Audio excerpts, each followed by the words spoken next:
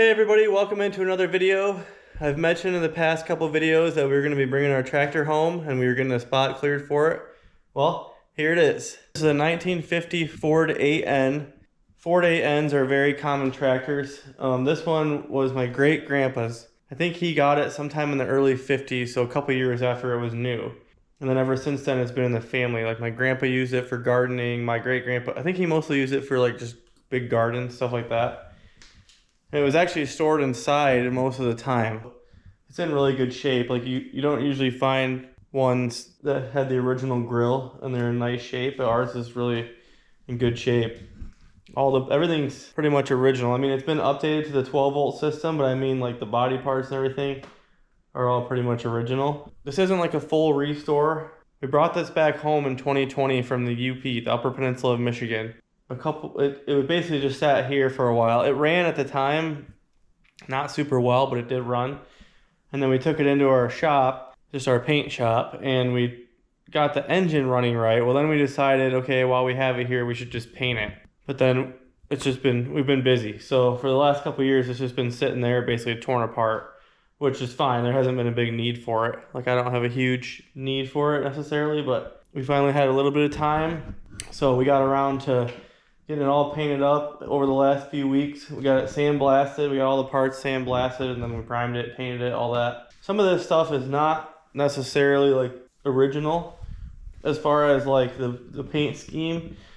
So this is all typically just the gray. But when we received it from the UP, which I'll show you guys pictures, these stripes were painted, and so was this piece.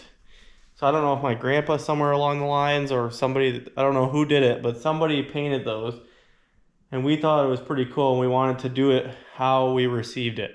And there's so many of these, it's like, I don't really care that it's like perfectly historically accurate. I actually think this looks way better than having that all be bland in one color anyway. So there's gonna be some things on this that are not perfectly historically accurate. I just realized that when they put this on, they put it on backwards. So this is just like a toolbox storage in the gas tank. So I need to turn that around because that's supposed to go the other way to match that radiator cap. New headlights. The alternator is the same. We painted all the exhaust. There was an exhaust manifold leak, so that got a new gasket. That's not leaking at all anymore.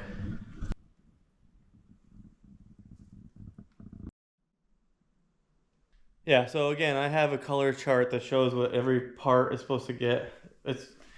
We're mostly accurate, but not perfectly. I mean, like the toolbox and the gas tank's not supposed to be painted, but we just figured while we had it out, we would paint it, so that we just painted red. The toolbox in here. I'll start it up for you guys so you can hear it.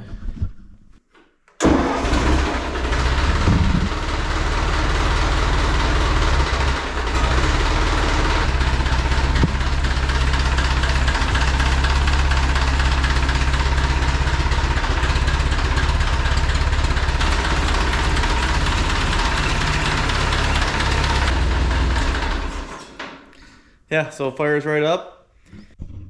There's still a couple little things like the oil plug on the bottom has like a felt washer basically. And I'm gonna change that out with a rubber one because that's leaking.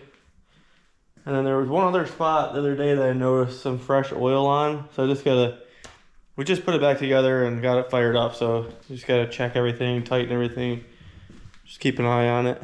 Pretty exciting. I mean, at this point, it'd probably be more of a showpiece, I guess. I mean, we bought a box plate for it for the driveway because my driveway washes out, and then a little bit of snow plowing. Like, I'll probably have to get chains for the tires if I'm gonna do that, because if it's icy, it's just gonna spin. There's a couple areas where it'd be nice to be able to pull the snow versus just push it with that plow. But for the main part of the driveway, that plow works great. So I don't necessarily need to use it like crazy, but every year up in Newberry, Michigan, which is where this came from, there's a 4th of July parade, which you can see in one of my previous videos, but we were thinking it'd be cool to put this in the parade next year just for fun and maybe even have my grandpa drive it. I don't know for sure. It'd be cool to have this in the parade next summer, maybe have a wagon behind it. So the implements we have for this tractor are a disc, basically. It's like, I don't know how wide, maybe 5 feet, maybe 6 feet, I don't know. Actually, this is 5 feet and it looks like about that width.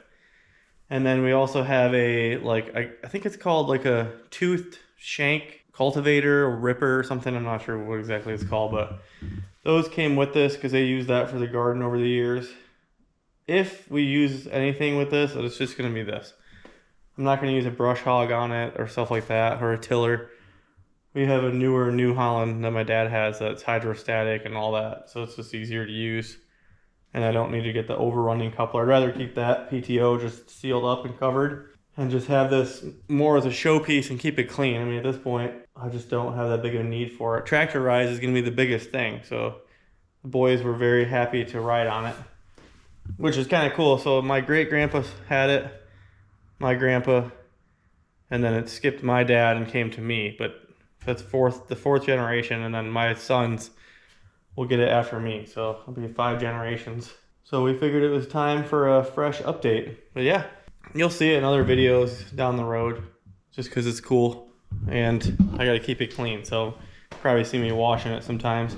The other thing I'm thinking about doing is getting some weight for the front.